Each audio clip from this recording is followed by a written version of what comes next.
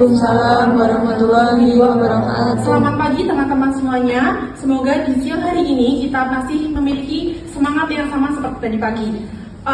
Teman-teman, aku mau nanya nih, siapa yang dari tadi pagi sampai siang ini belum sarapan?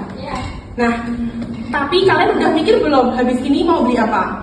Udah kan? Pasti kalau belum makan kita di sini udah kepikiran habis ini mau beli apa ya? Entah itu nasi goreng, nasi padang, mie ayam ataupun bakso. Tapi di saat yang sama, di negara yang sama, khususnya di daerah 3T ini, saudara-saudara kita itu masih sangat kesulitan untuk mencari makan. Teman-teman tahu nggak daerah 3T itu daerah apa? Daerah 3T itu adalah daerah yang tertinggal, terdepan, dan terluar. Daerah tersebut adalah daerah-daerah yang terpencil, biasanya di ujung-ujung provinsi ataupun di negara kita ini.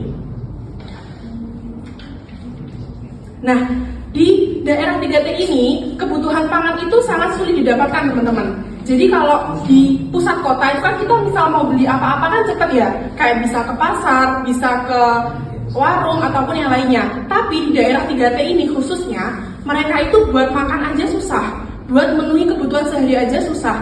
Karena apa? Karena distribusinya itu juga susah masuk ke kota mereka.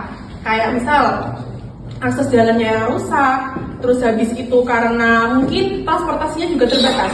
Akibatnya, barang yang sampai di daerah 3T itu harganya akan semakin melonjak tinggi dibandingkan di daerah kita.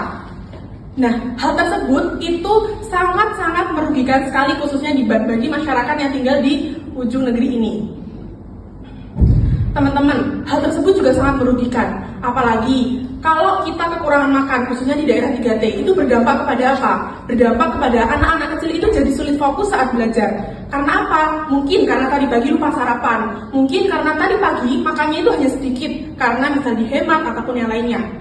Di negara kita, itu kan kita di daerah sekitar kota ini ya, ibaratnya masih daerah padat kayak gitu. Kita itu kalau makan beras itu bisa jadi kayak udah setiap hari makan kan, beras itu udah setiap hari jadi konsumsi setiap hari. Tapi kalau di daerah 3T itu bisa jadi makanan yang sangat mewah, teman-teman. Jadi belum tentu mereka itu bisa makan beras setiap hari kayak gitu. Nah, kita ini kan sebagai masyarakat Indonesia udah tahu ya, ibaratnya kayak udahlah itu kan tanggung jawab pemerintah, buat apa kita ikut ngurusin? Enggak ya teman-teman, kita itu sebagai bagian dari masyarakat Indonesia juga harus ikut andil dalam membantu ataupun berkontribusi. Salah satunya yaitu dengan, kan kita sebagai mahasiswa nih, secara simpelnya aja kita bisa kayak misal jadiin isu daerah 3T ini sebagai diskusi saat kelas. Kayak gitu kan juga masuk dalam kita itu peduli sama mereka. Nah, kita juga bisa bahas ini di ranah sosial media. Biar apa? Biar orang-orang itu yang belum tahu jadi tahu gara-gara kita ngebahas soal itu. Nah, kita juga bisa bahas ini dalam bentuk karya tulis ilmiah. Jadi kita bisa buat karya tentang isu di daerah 3T ini.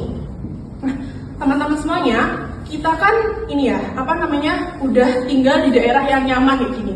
Sebenarnya aku di sini itu nggak melulu nyalahin tentang siapa yang salah gitu, ataukah pemerintah, ataukah kita yang kurang berkontribusi. Tapi di sini aku mau ngajak teman-teman semua yang ada di sini buat lebih fokus lagi ke daerah-daerah yang belum terjamah di mata kita. Jadi Indonesia ini bukan cuma soal negara yang isinya gedung tinggi, mall, ataupun kafe-kafe terkenal yang kita tahu. Tapi ayo kita lihat, di Indonesia itu juga ada daerah desa-desa yang terpencil, jauh dari sorot mata kita, jauh juga dari pandangan orang yang biasanya kita lihat. Kita itu nggak bisa lihat loh kehidupan di sana itu seperti apa. Tapi setidaknya kita bisa membayangkan gimana sih nggak makan nasi 5 hari aja.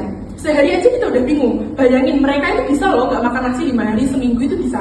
Karena apa? Karena tadi distribusinya itu susah masuk mereka. Kayak gitu. Nah, kita ini kan ada di daerah yang ibaratnya enak ya, ibaratnya masih enak. Kita itu bisa juga loh kontribusi ke mereka itu lewat apa? Kita tadi juga bisa ikut volunteer ataupun pengabdian masyarakat khususnya di daerah 3T. Nah, dengan hal itu kita bisa ikut serta dan adil dalam berkontribusi. Karena sesungguhnya negara yang adil bukanlah negara yang maju di kotanya saja, tapi negara yang adil adalah negara yang maju sampai ke daerah 3T tersebut. Sekian dari saya, apabila ada kurang lebihnya mohon dimaafkan. Wassalamualaikum warahmatullahi wabarakatuh.